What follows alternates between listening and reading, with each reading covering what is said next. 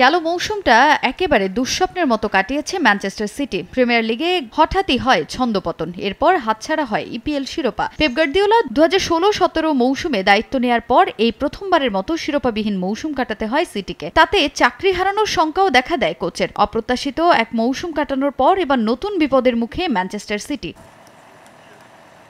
Club বিশ্বকাপ দিয়ে নতুন মৌসুম শুরুর আগে ভালো একটা সূচনা করার লক্ষ্য নিয়ে মাঠে নামে ম্যান সিটি। তবে এবার মরার ওপর খাড়ার ঘা হয়ে আসে আর্থিক জরিমানা। ইপিএলে নিয়ম ভঙ্গের কারণে এবার মোটা অঙ্কের জরিমানা গুনতে হবে সিটিকে। গেল মৌসুমে বেশ কয়েকটি ম্যাচে বিলম্বিত কিক অফ এবং পুনরায় ম্যাচ শুরু সংক্রান্ত নিয়ম লঙ্ঘনের জন্য প্রিমিয়ার লিগ ম্যানচেস্টার সিটিকে জরিমানা করেছে। তবে জরিমানার সে অর্থের পরিমাণ শুনলে চোখ চড়ক গাছ হবে যে কারো। কিক অফে দেরি করা সহ বেশ কয়েকটি নিয়ম ভঙ্গের কারণে এবার 1 মিলিয়ন ইউরো বা 10 লাখ পাউন্ডের বেশি জরিমানা পরিশোধ করতে হবে ইংলিশ ক্লাবটিকে। শাস্তির বিষয়টি ঘোষণা করেছে ইপিএল কর্তৃপক্ষ, যেখানে তারা উল্লেখ করে ম্যাচে কিক অফ এবং পুনরায় শুরু করা সম্পর্কিত নিয়মগুলো প্রতিযোগিতাটিতে সর্বোচ্চ পেশাদার স্তরে সংগঠিত করার বিষয়টি নিশ্চিত করতে হবে সিটিকে। ভক্ত এবং অংশগ্রহণকারী ক্লাবগুলোর জন্য সুরক্ষা প্রদান করতে সহায়তাও করতে হবে তাদের।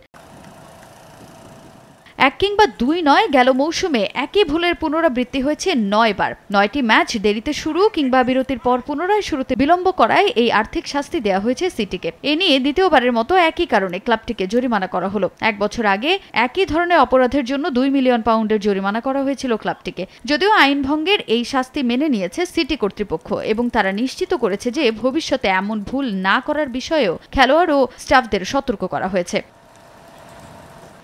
মোট 1.08 মিলিয়ন পাউন্ড জরিমানা করা হয়েছে সিটির Southampton, Tottenham, Nottingham forest, Manchester United, West হাম ইউনাইটেড এবং নিউক্যাসল ইউনাইটেডের বিপক্ষে হোম ম্যাচের পাশাপাশি ক্রিস্টাল প্যালেস, অ্যাস্টন ভিলা এবং ইপসুইচ টাউনের বিপক্ষে অ্যাওয়ে ম্যাচের সঙ্গে। খেলা পুনরায় শুরু হতে সবচেয়ে বেশি বিলম্বের ঘটনা ঘটেছে ওয়েস্ট হাম এবং ইপসুইচের বিপক্ষে, যার প্রতিটিতে 2 মিনিট এবং 22 সেকেন্ড সময় লেগেছে। তাজিন খন্দকার, সময় সংবাদ।